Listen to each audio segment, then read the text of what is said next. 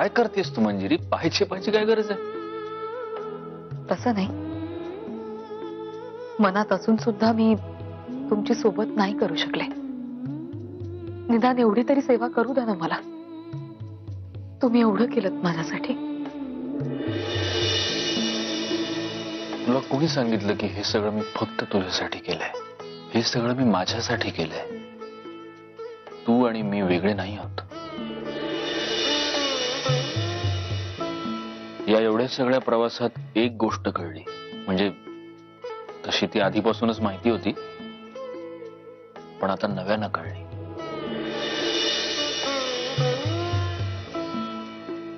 तुझ्या आणि माझ्यामध्ये आता कुणीही येऊ शकत नाही मंजिरी.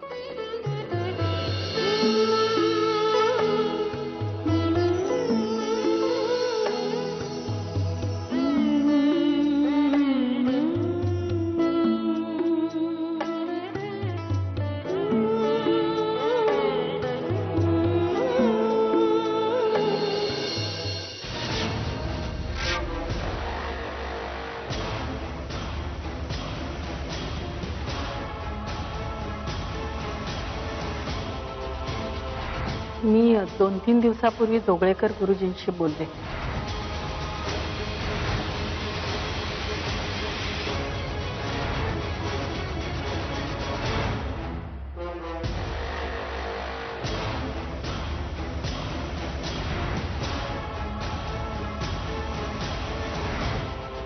त्या दोघांची आणखीन किती परीक्षा घेणारे परमेश्वर, त्याचं त्याला माहिती आहे. अशी कोण व्यक्ती आहे जी त्या दोघांच्या सुखाच्या आड येऊ पाहते?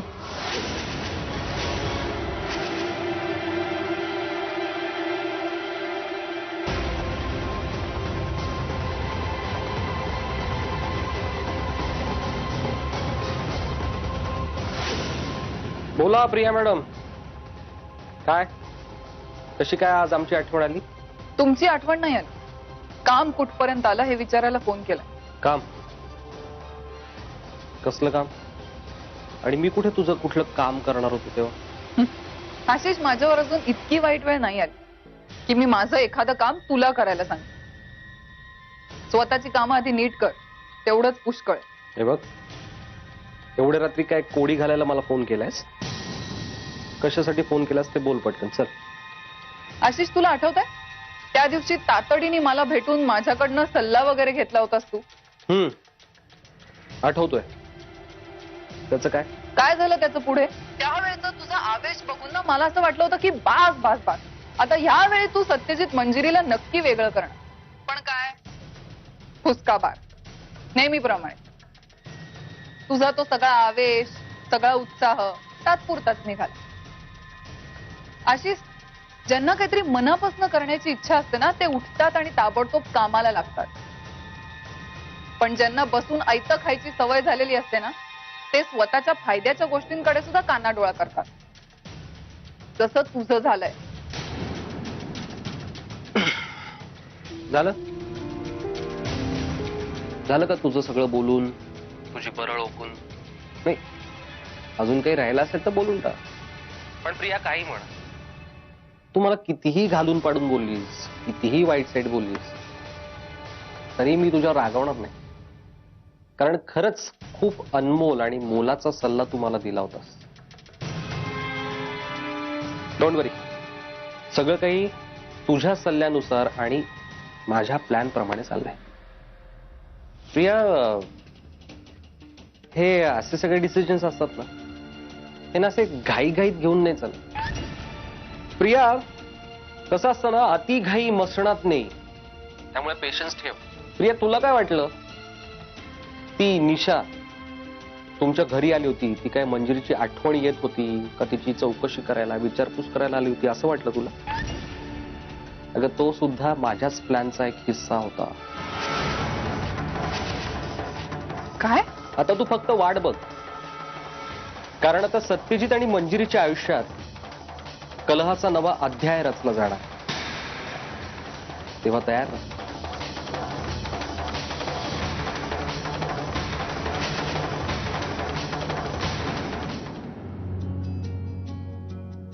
हा काय आता तुझ्याकडचा चहा पिऊन झाला की ताबडतोब मधुराकडेच जाणार मी.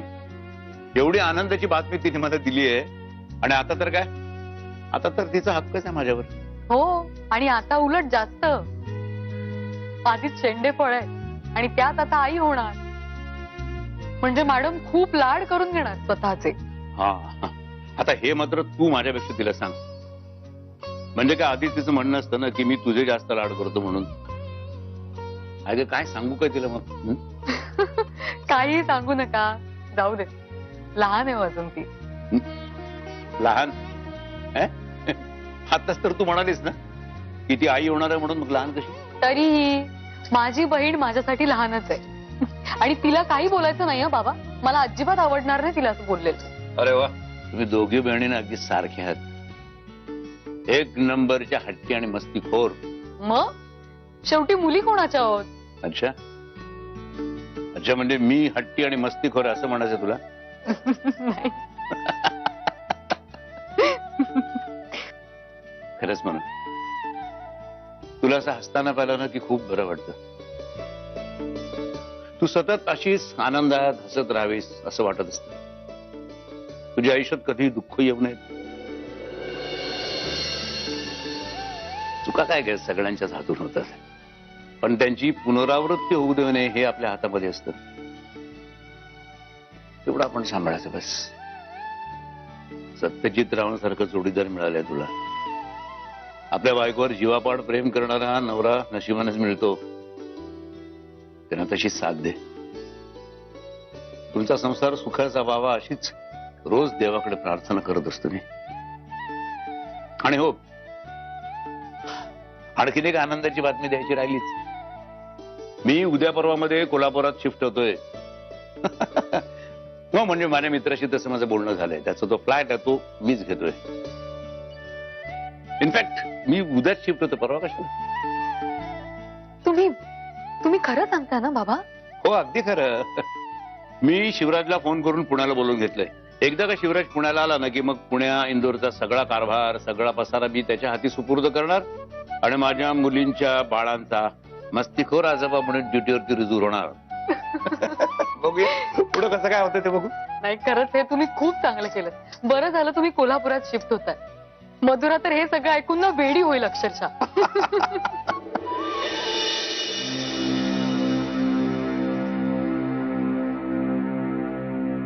एवढं सांगून सुद्धा चाललायस ना ऑफिसला?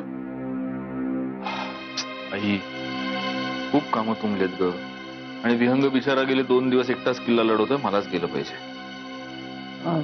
सत्या, त्या राजेबाईंशी भेट झाली का? कोण राजेबाई? त्या अनघा राजे, त्या आपल्याकडे डोहाळ जेवणाला आल्या होत्या ना.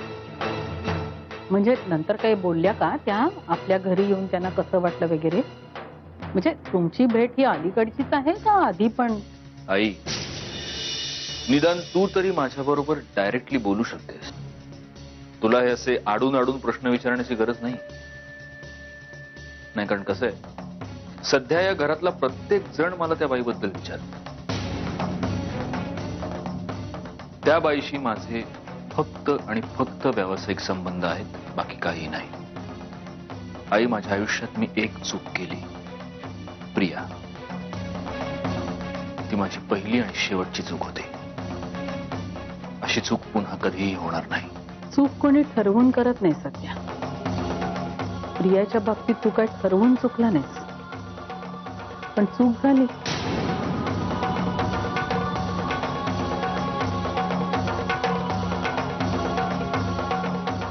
आई आहे मी तुझी सत्या.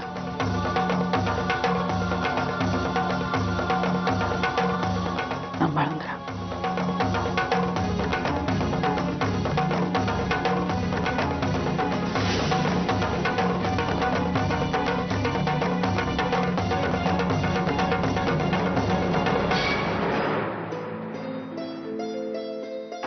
विहंगराव मित्रा, क्या बात आहे.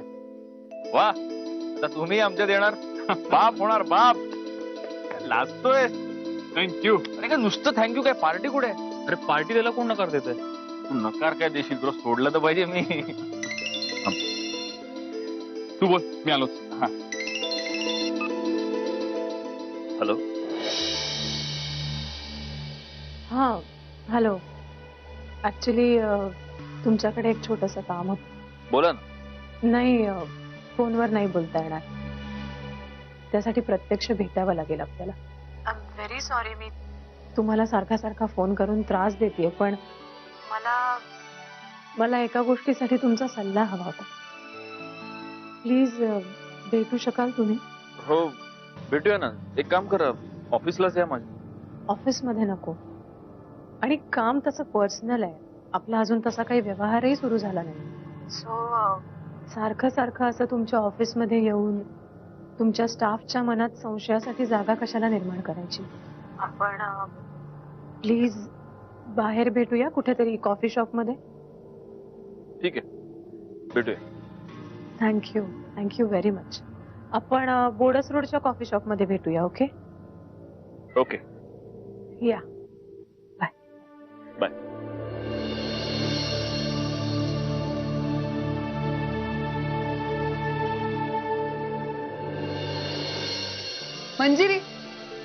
मंजिरी आत्ताच मावशीकडनं मधुराची गुड न्यूज कळली. किती छान ना. मी तिला फोन करून बेस्ट विशेस देईनच. आणि काकांना खूप आनंद झाला असेल ना. आता काय बाबा, 2 नातवंड म्हटल्यावर मज्जाच आहे. मावशी म्हणत होती ते इथे शिफ्ट होत आहे. हो, म्हणजे उद्याच शिफ्ट होतात ते इथे. मलाही त्यांनी आज सकाळीच सांगितलं. वा, मग तुझी मजाच आहे. मंजिरी, मला एक गोष्ट विचारायची होती. नाही पण तुला असं नको वाटायला, मी प्रत्येक गोष्टीत आपलं नाक खुपसते.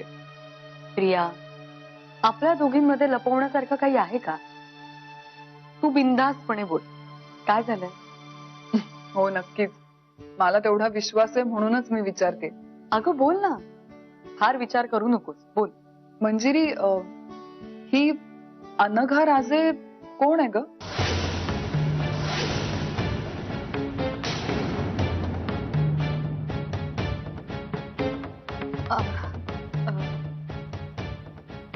नाही म्हणजे यापूर्वी त्यांना कधी पाहिलं नव्हतं ना, म्हणून विचारलं.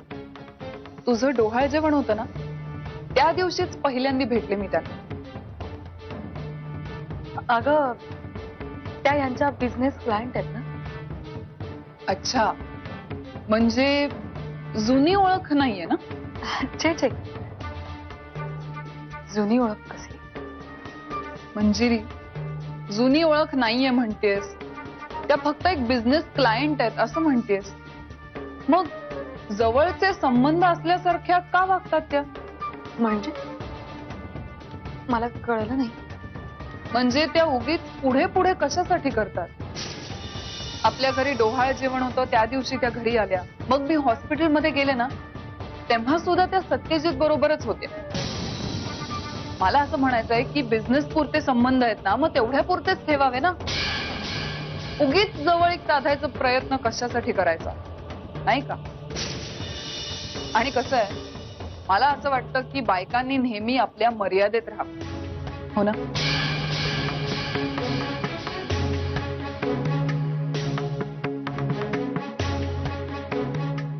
अगं काय आहे ना, त्या कोल्हापुरात एकट्याच राहतात, म्हणून मग माणुसकीच्या नात्याने हे मदत करतात त्या. मंजिरी, मी असं कुठेतरी वाचलंय, एका स्त्रीचं प्रमुख शस्त्र असतं तिचं सौंदर्य, तिचं रूप. आणि त्याहूनही डेंजरस शस्त्र म्हणजे सहानुभूती. आता अनघा राजेंकडे तर दोन्ही गोष्टी आहेत, सौंदर्यही आणि सहानुभूती.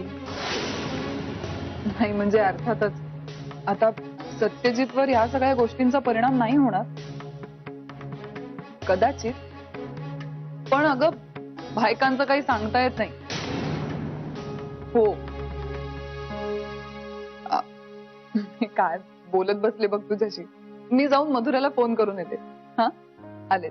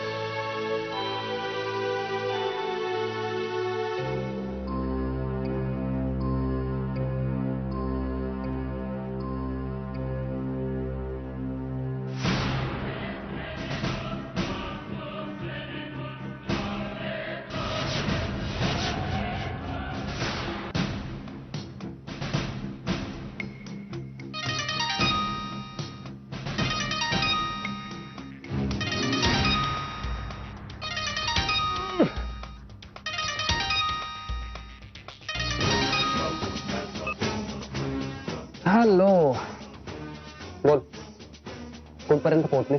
सत्यजित मुधोळकर बोडच रोडच्या एका कॉफी शॉप मध्ये गेलाय. ग्रेट. एक काम कर, असाच त्याचा पाठलाग करत राहा. ओके. आणि काही झालं तरी त्याला फॉलो करत राहा. मला सारखं फोन पण करू नको, कळलं? दिलेली कामगिरी पूर्ण करा. हॅलो, तू दिलेलं कामच करते. आणि हो, सारख्या सारख्या हिणवायची गरज नाही मला.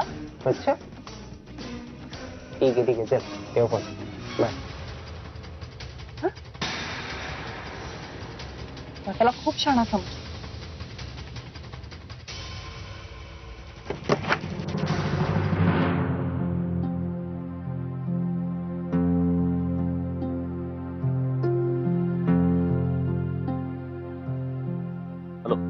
हॅलो.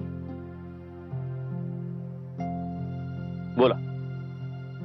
ऍक्च्युली सॉरी मी तुम्हाला इथे असं बोलवून घेतलं, पण कामच तसं होतं. मला एका विषयात तुमचा सल्ला हवाय. तुम्हाला माहितीये की कोल्हापुरात मी फक्त तुम्हालाच ओळखते, त्यामुळे मला वाटतं की या बाबतीतला योग्य सल्ला तुम्हीच देऊ शकाल. बोला ना. गेल्या काही दिवसांपासून, आय मीन 2-3 दिवसांपासून काही लोकांनी मला बिझनेससाठी अप्रोच करायला सुरुवात केली. आय डोंट नो माझ्या बाबतीतली माहिती त्यांना कुठून मिळाली. अशा गोष्टी फार काळ लपून नाही राहत. वास लागतो लोकांना. शीत तिथे भूत अशी म्हण आहे आपल्याकडे. पण सल्ला कशाबद्दल हवाय तुम्हाला? ह्याच बाबतीतला. म्हणजे यांच्यापैकी कुठली ऑफर स्वीकारू, नेमकं काय करू? बर, तुम्ही काय कॉफी घ्या. Yes sure. वेटर.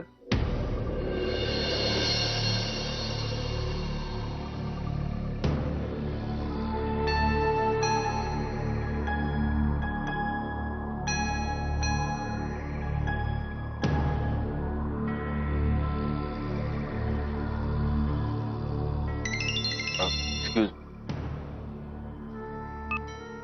हा बोल मंजिरी. काय नाही, सहज फोन केला होता. तुमची खूप आठवण येत होती. मग आता कसं वाटतंय? तुमच्याशी बोलून मला नेहमीच बरं वाटतं. मिस्टर मुधोळकर,